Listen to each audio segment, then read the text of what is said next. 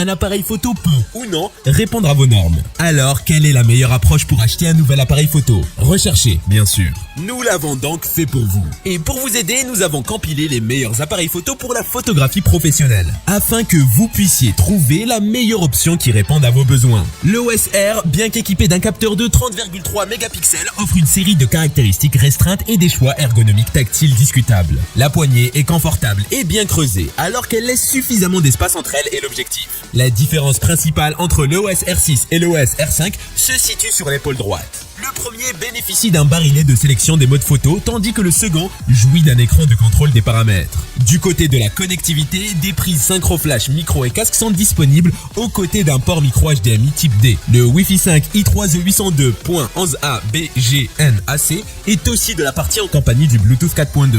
La prise USB-C permet-elle la recharge de la batterie? 2. Sony A7S III. L'Alpha 7S fait un boulot d'excellente qualité. Il conviendra aux experts aisés comme aux pros de la photo ou de la vidéo. On apprécie son ergonomie très réussie, un viseur d'excellente qualité, un autofocus affûté comme une lame de rasoir, ainsi qu'une connectique très fournie. Cerise sur le boîtier, l'Alpha 7S III bénéficie d'une interface entièrement repensée et pilotable au doigt. Les points forts de l'Alpha 7S sont la qualité photo et vidéo, la réactivité de l'autofocus, la qualité du viseur électronique, l'écran articulé et son système de menu enfin dépoussiéré. Le seul point négatif est la carte CF Express qui paraît peu courante. 3. Panasonic Lumix S1R. Premier hybride à capteur 24x36 de Panasonic, le Lumix S1R frappe fort avec un quasi sans faute. À son avantage, haute définition et mode multishot à 187 mégapixels. Autofocus rapide et mode de détection des yeux. Viseur électronique très haute définition, stabilisation de très haut vol, nombreux raccourcis, très nombreux modes de prise de vue. LCD orientable et tactile, boîtier protégé contre les intempéries, mode vidéo Ultra HD 60p.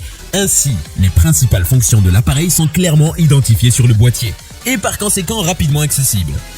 Si nous n'avons relevé aucune défaillance, son boîtier encombrant et anguleux, son poids élevé, visée moyenne en basse lumière, faible autonomie de la batterie et son design assez froid s'avère tout de même un peu décevant. 4. Nikon Z7 II. Pendant haute définition des hybrides 24x36 de Nikon, le Z7 II hérite comme le Z6 II d'un second lecteur de cartes au format SD cette fois, d'un second processeur X-Speed entièrement voué à l'autofocus, d'une nouvelle batterie plus endurante, des améliorations notables face à son prédécesseur qui font du Z7 II un boîtier performant et plus accessible que le nouveau Z9. Un prix plus accessible mais aussi une excellente capacité et une qualité d'image qui n'a rien à envier au fer de lance de la marque. Son capteur 45,7 mégapixels est stabilisé, une vidéo 4K 60p, une protection tout temps et un double lecteur de cartes, un autofocus sensible et une grande dynamique de capture. À son tour, un écran est inclinable seulement, son suivi AF parfois perfectible, obturateur à 1 sur 1000S minimum et une autonomie moyenne.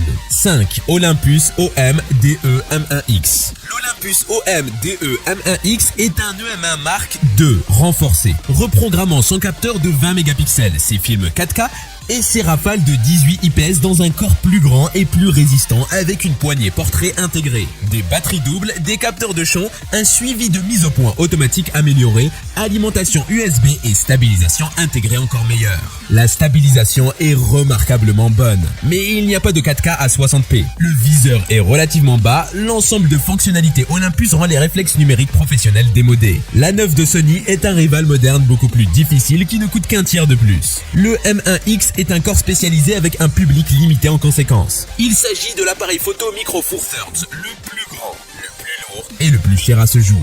Nikon D850. Le réflexe plein format Nikon D850 est une excellente mise à jour de son illustre prédécesseur, le D810. Un appareil pour professionnels offrant des performances de très haut niveau en toutes circonstances et qui gagne un certain nombre de fonctionnalités jusqu'alors manquantes. Il offre une excellente qualité d'image, niveau de bruit acceptable jusqu'à 12800 ISO, grande possibilité de recadrage, excellente balance des blancs automatique, très bon autofocus, rafale à 7 VPS voire 9, focus picking et sticking enfin disponible. 4K 30p sans recadrage, écran tactile et orientable, boîtier tropicalisé, bonne prise en main, ergonomie améliorée, très bon viseur optique, autonomie convenable. Or, il a un capteur non stabilisé, pas de flash intégré, menu un peu confus, Wi-Fi limité, pas de GPS, toujours pas de port USB-C, pas de format 16/9 et un micro intégré moyen. 7. Leica M10R. L'appareil photo numérique Leica M10R fait suite à la série des M10 et particulièrement du M10 monochrome. Il apporte principalement un nouveau capteur de 40 mégapixels comme nouveauté et conserve évidemment la visée télémétrique.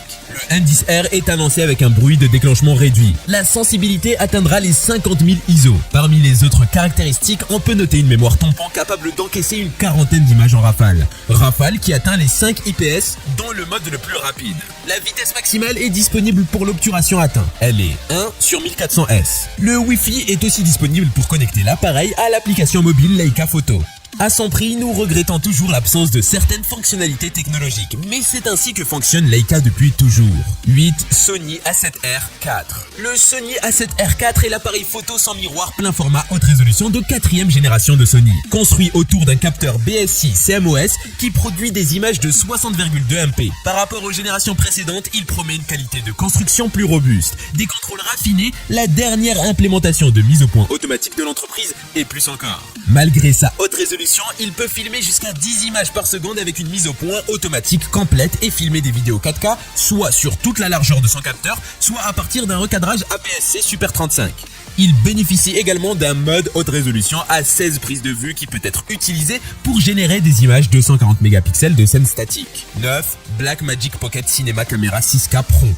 La Pocket Cinema Camera 6K Pro est dotée de filtres ND, d'un écran orientable haute luminosité, de nouvelles options d'alimentation, d'un viseur optionnel, un ensemble de nouveautés qui rend cette caméra très intéressante, notamment au regard de son tarif pour un usage fiction, pub ou corporate. Une ergonomie plus adaptée aux grandes mains qu'aux petites. La caméra dispose d'un système de ventilation qui lui permet de ne pas être limitée en durée d'enregistrement. Côté batterie, Blackmagic a apporté plusieurs améliorations. Le grip en plastique est d'un aspect extérieur plutôt robuste, fait d'un matériau similaire à la caméra. Son écran est non articulé, mais à son prix, on lui pardonne volontiers de ne pas savoir tout faire.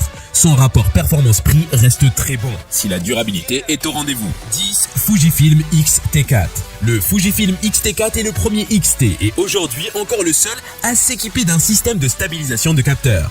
Il conserve à son avantage une fabrication tout temps et une ergonomie par molette qui a fait la signature de Fujifilm. Un écran totalement orientable rafale jusqu'à 30 images par seconde avec recadrage. Obturation électronique à 1 sur 32 000 S et joint d'étanchéité. Sauf qu'il n'a pas de prise jack pour micro, pas de flash intégré, ni d'unité livrée en standard. Pas de mode pixel shift, joystick un peu étroit, menu chargé et recadrage en 4K 60p. Malgré cela, ce nouveau Fujifilm X-T4 est tout proche de la perfection. Côté tarif, on est sur le même prix que l'Olympus, qui lui dispose d'un plus petit capteur et ne filme pas en 4K 60 images par seconde.